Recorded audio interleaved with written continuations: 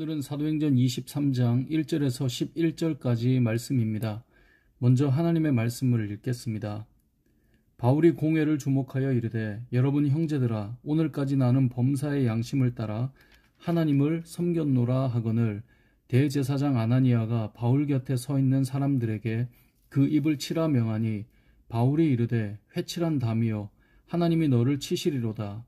너가 나를 율법대로 심판한다고 앉아서 율법을 어기고 나를 치라 하느냐 하니 곁에 선 사람들이 말하되 하나님의 대제사장을 내가 욕하느냐. 바울이 이르되 형제들아 나는 그가 대제사장인 줄 알지 못하였노라. 기록하였으되 너의 백성의 관리를 비방하지 말라 하였느니라 하더라. 바울이 그중 일부는 사두개인이요 다른 일부는 바리새인인 줄 알고 공회에서 외쳐 이르되 여러분 형제들아 나는 바리새인이요 또 바리새인의 아들이라. 죽은 자의 소망 곧 부활로 말미암아 내가 신문을 받노라. 그 말을 한즉 바리새인과 사두개인 사이에 다툼이 생겨 무리가 나누어지니 이는 사두개인은 부활도 없고 천사도 없고 영도 없다 하고 바리새인은 다 있다 함이라. 크게 떠들세 바리새인 편에서 몇 서기관이 일어나 다투어 이르되 우리가 이 사람을 보니 악한 것이 없도다. 혹 영이나 혹 천사가 그에게 말하였으면 어찌하겠느냐 하여 큰 분쟁이 생기니 천부장은 바울이 그들에게 찢겨질까 하여 군인을 명하여 내려가 무리 가운데서 빼앗아 가지고 영내로 들어가라 하니라. 그날 밤에 주께서 바울 곁에 서서 이르시되 담대하라.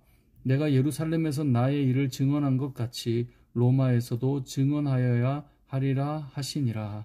아멘. 군중들에게 자신을 변론한 바울은 이제 다시 공회로 끌려갑니다. 그게 22장 30절 말씀인데요. 말씀이 이렇게 기록하죠. 진상을 알고자 하여 그 결박을 풀고 명하여 제사장들과 온 공회를 모으고 바울을 데리고 내려가사 그들 앞에 세우니라. 자, 그들 앞에 이렇게 세워집니다. 그리고 바울은 이제 공회원들 앞에서 자신을 변론해야 할 상황이 되었습니다. 여기서 공회는 유대인들의 최고 의결 기관인 산헤드린 공회를 말합니다. 의장인 대제사장을 제외한 70명의 공회원으로 구성되어 있습니다. 유대 사회의 최고의 사람들이 모인 자리에서 자신의 사역에 대해 말해야 하는 상황이었지만 바울은 여전히 담대한 사람이었습니다. 그가 이렇게 담대한 이유는 당연히 하나님과 함께하기 때문이고 하나님께서 내가 너와 함께하겠다 라고 하는 그 말씀, 이제 오늘 본문의 마지막에도 그 말씀이 나오는데요. 바울은 하나님과 함께하기 때문에 담대했습니다. 하지만 또 한 가지는 오늘 본문을 통해 알 수 있는 것은 범사의 양심을 따라 자신의 길을 걸어왔기 때문입니다. 자, 1절을 보십시오. 바울이 뭐라고 말합니까? 바울이 공회를 주목하여 이르되 여러분 형제들아 오늘까지 나는 범사의 양심을 따라 하나님을 섬겼노라 하거늘. 뭐라고요? 나는 범사의 양심을 따라 하나님을 섬겼노라 라고 고백합니다. 여러분 양심이 무엇입니까? 양심은 옳고 그름 그리고 선과 악을 판단할 수 있도록 하나님께서 인간의 마음에 넣어주신 도덕적 의식을 말합니다. 하나님께서 우리가 허락하신 그 양심을 따라 바울은 하나님을 섬겼다고 고백합니다. 그렇기 때문에 바울은 믿음을 강조하면서도 이 동시에 선한 양심을 가져야 한다라고 참 많이 말해왔습니다. 디모데전서 1장 19절을 보면 믿음과 착한 양심을 가지라. 어떤 이들은 이 양심을 버렸고 그 믿음에 관하여는 파선하였느니라 라고 말해요. 그러니까 믿음이 있다 말하면서 와, 저 사람 진짜 양심 있는 거야? 이러면 안 된다는 거예요. 직분자를 세울 때도 마찬가지입니다. 여러 덕목이 있지만 믿음과 양심은 같이 묶여져 있어요. 그래서 디모데전서 3장 9절을 보면요. 직분자는 깨끗한 양심에 믿음의 비밀을 가진 자라야 할지니 라고 말해요. 깨끗한 양심에 믿음의 비밀을 가진 자라야 할지니. 여러분 양심은 너무나 중요합니다. 그리고 이렇게 양심을 따라서 살아간 사람이 담대하게 나아갈 수 있습니다. 바울의 앞으로의 행보를 좌지우지할 수 있는 그 최고의 의결 기관에 속한 70명의 산헤드린 공회원들 앞에서 바울이 담대하게 외칠 수 있는 이유가 무엇이겠습니까? 그는 범사의 양심을 따라 하나님을 섬겼기 때문입니다.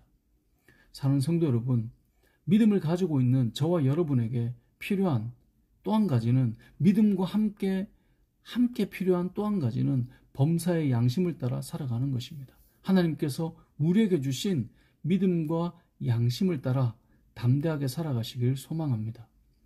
오늘 본문에서 나누고 싶은 또 한 가지는, 이 산에 들인 공회원들을 보니 바리새인과 사두개인이 함께 있었음을 알고 바울이 지혜롭게 행동했다는 것입니다.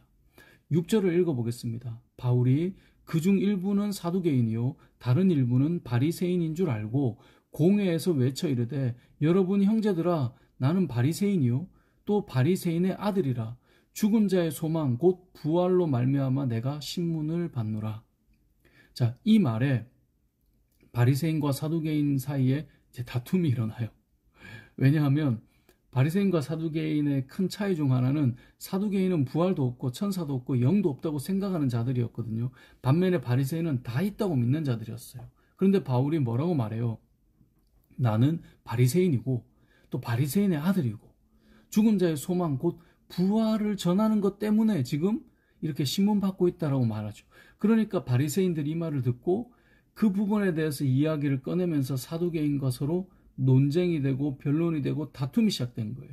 자, 이렇게 공회원들이 분쟁이 시작되니까 천부장이 바울을 데리고 그곳에서 나와버리게 되죠.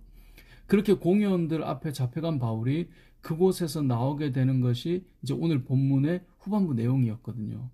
바울은 공회원들에게 잡혀간 그 상황 속에서도 무슨 말을 해야 하는지 그 상황을 보는 눈, 상황을 읽는 눈을 가진 자였음을 알 수 있습니다.